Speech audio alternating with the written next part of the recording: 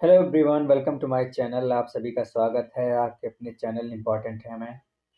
दोस्तों, आज के इस वीडियो में हम हिस्ट्री के कुछ महत्वपूर्ण प्रश्नों को डिस्कस करेंगे जो कि प्रीवियस ईयर में पूछे गए हैं। और इसमें हम मौर्य काल से लेकर गुप्त उत्तर काल तक जितने भी प्रश्न पूछे गए हैं अब तक उन सभी को डिस्कस करेंगे। और इससे पहले यदि आप चैनल पर नए हैं तो चैनल को सब्सक्राइब कर लीजिए, बेल आइकन को प्रेस कर लीजिए। चलिए बिना किसी देरी के हम प्रश्नों को शुरू करते हैं और बात करते हैं अपने पहले प्रश्न की। हमारा पहला प्रश्न है कि तमिल का गौरव ग्रंथ जीवक चिंतामणि किससे संबंधित है?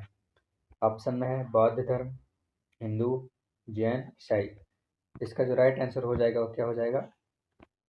ये संबंधित है जैन ग्रंथ से। ठीक है, किससे संबंधित है? जैन ग्रंथ से संबंधित है। प्रश्न नंबर 2 है कि निम्नलिखित राजवंशों में से किसका उल्लेख संगम साहित्य में नहीं हुआ है? ऑप्शन में है कदम्ब, चेर, चोल, पांडव।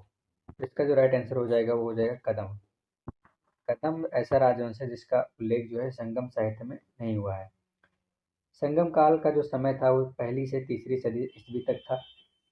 ये इसका काल हो जाता है।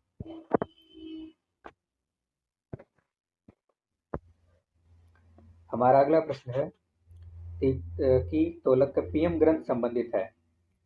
पूछा गया है कि तोलकप्पियम ग्रंथ संबंधित है, प्रशासन से संबंधित है, विधि से संबंधित है, व्याकरण और काव्य से संबंधित है, या उपयुक्त में से सभी। इसका जो राइट आंसर हो जाएगा वो होगा व्याकरण और काव्य से संबंधित है। ठीक है, किससे संबंधित है? व्याकरण और काव्य से संबंधित है तोलकप्पियम ग्रंथ। हमारा अगला प्रश्न है गुप्त वंश का संस्थापक कौन था? गुप्त वंश के संस्थापक की बात की जाए तो उसका जो संस्थापक था कौन था? श्रीगुप्त था। यही हमारा राइट आंसर हो जाएगा। चलिए अपने अगले प्रश्न को चलते हैं। हमारा 5वां नंबर प्रश्न है गुप्त किसके सामंत थे? मौर्यों के थे, या सातवाहनों के थे, या कुषाण के थे, या इनमें से कोई नहीं। इसका जो राइट आंसर हो जाएगा वो होगा कुषाणों के। मौर्य जो है किसके सामंत थे? कुषाणों के सामंत थे। हमारा अगला प्रश्न है गुप्त शासकों की सरकारी या दरबारी भाषा थी? पाली थी, या संस्कृत थी, हिंदी थी, या प्राकृतिक थी? तो इसकी जो भाषा थी वो क्या थी? संस्कृत थी। गुप्त काल के जो शासक थे ये कौन सी भाषा यूज करते थे? संस्कृत भाषा का प्रयोग करते थे। अगला प्रश्न है कि अजंता कलाकृति किससे संबंधित है? गुप्त काल से संबंधित है, हड़प्पा काल से संबंधित है, मौर्य काल से संबंधित है, या फिर बुद्ध काल से संबंधित है? ये जो संबंधित है ये किससे संबंधित है? गुप्त काल से। ठीक है, हमारा ऑप्शन नंबर ए सही है। किससे संबंधित है? ये गुप्त काल से संबंधित है अजंता कलाकृति। प्रश्न नंबर 8 है कि अजंता चित्रकारी का विषय वस्तु किस धर्म से संबंधित है? ऑप्शन में है जैन धर्म, बौद्ध धर्म, शैव धर्म, शैव मत, इनमें से कोई नहीं। तो इसका जो राइट आंसर हो जाएगा वो हो जाएगा बौद्ध धर्म से। ठीक है, किससे संबंधित है? ये संबंधित है बौद्ध धर्म से। चलिए अगले प्रश्न की ओर चलते हैं। हमारा अगला प्रश्न है एरन अभिलेख का संबंध किस शासक से है? ऑप्शन में है ब्रह्मगुप्त, अशोक, भानुगुप्त, हर्षवर्धन। तो जो एरन अभिलेख का संबंध था ये किससे था? ये जो था ये था भानुगुप्त से। ठीक है, तो एरन अभिलेख का संबंध निम्न में से किस शासक से है? तो इसका राइट आंसर हो जाएगा भानुगुप्त। एरन अभिलेख का संबंध जो था भानुगुप्त से था। भारतीय संस्कृति का स्वर्ण युग कहते हैं? बहुत ही आसान क्वेश्चन है। मुगल काल को कहते हैं, या गुप्त काल को, मौर्य वंश को, या कुषाण वंश को? तो इसका जो राइट आंसर होगा कौन सा होगा? गुप्त काल। भारतीय संस्कृति का स्वर्ण युग किसे कहते हैं? गुप्त काल को कहते हैं। हमारा अगला प्रश्न है कि स्कंदगुप्त को किस स्तंभ लेख में शक्रोपम कहा गया है? जूनागढ़ अभिलेख में, कहोम स्तंभ लेख में, या मंदसौर अभिलेख में, या प्रयाग प्रशस्ति अभिलेख में? तो इसका जो राइट आंसर हो जाएगा वो होगा कहोम स्तंभ लेख। ठीक है, कहोम स्तंभ लेख में जो है स्कंदगुप्त को क्या कहा गया है? शक्रोपम कहा गया है। हमारा अगला प्रश्न है कि मेहरौली का लौह स्तंभ का निर्माण किस सदी में हुआ है? चतुर्थ सदी में हुआ है, द्वितीय सदी में हुआ है, तृतीय सदी में हुआ है या सप्तमी सदी से? तो इसका जो स्टार्टिंग हुआ है वो किससे हुआ है? इसका जो निर्माण किया गया है वो किया गया है चतुर्थ सदी में।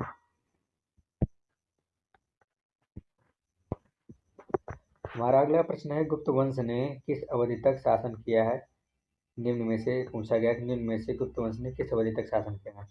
319 से 500 ईस्वी तक, या 319 से 324 ईस्वी तक, या 325 से 375 ईस्वी तक, या 566 से 597 ईस्वी तक?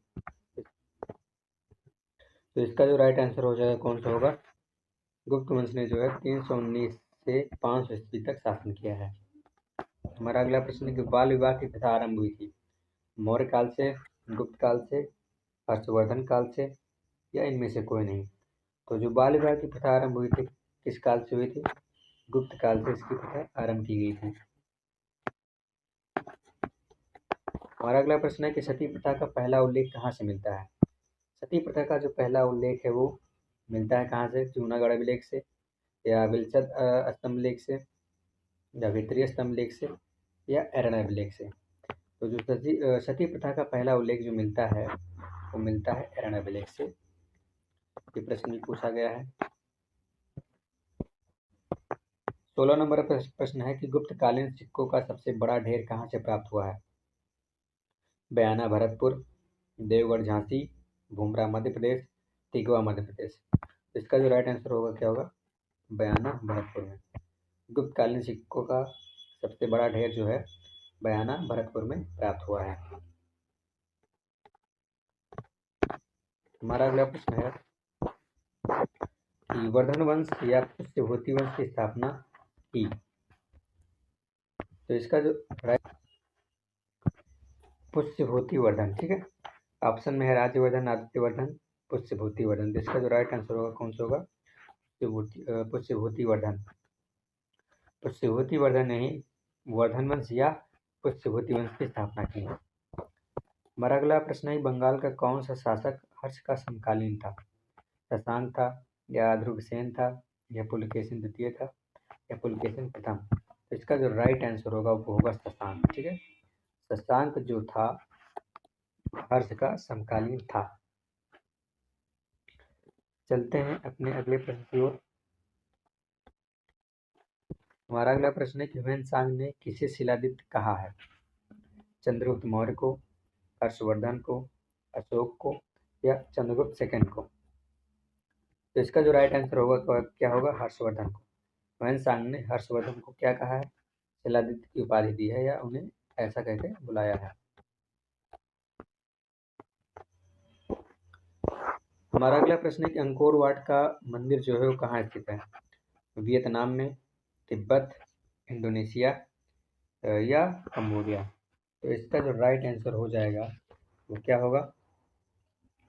कंबोडिया, ठीक है। अंकोर वाट कहाँ स्थित है? कंबोडिया में स्थित हो जाता है। कंबोडिया, लाओस, वियतनाम, ये इन सभी पर किसका अधिकार था? पहले फ्रांस का अधिकार था, ठीक है।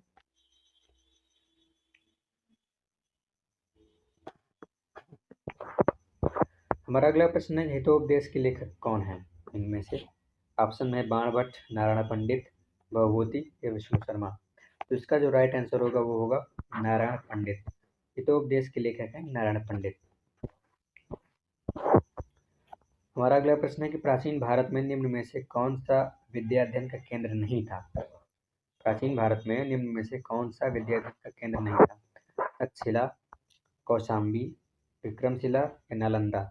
तो इसका जो राइट आंसर हो जाएगा वो क्या होगा? कौशाम्बी, ठीक है।